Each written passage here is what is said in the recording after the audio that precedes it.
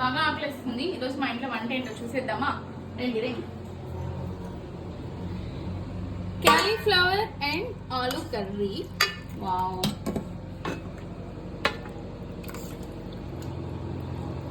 Curry అయితే ముక్కలన్నీ ఎక్కువ వేసుకోవాలి. కర్రీ కొంచెం.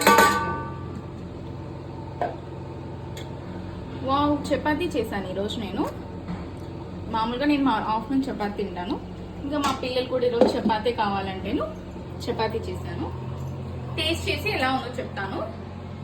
ముక్కలు అయితే బాగా మెత్తగా ఉడికిపోయాయి.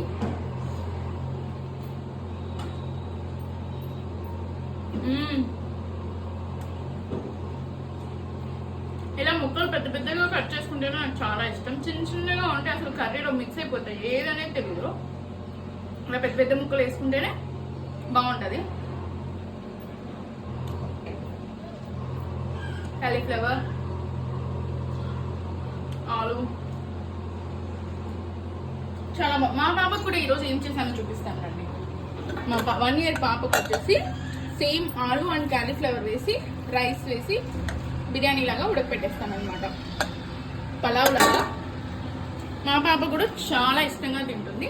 మీరు కూడా మధ్యాహ్నం మీరు ఏం చేసుకున్నారు అనేది నాకు కామెంట్ బాక్స్లో మెన్షన్ చేయండి, ఓకేనా? సబ్స్క్రైబ్ చేసుకోవడం మాత్రం మర్చిపోకండి. Thank you.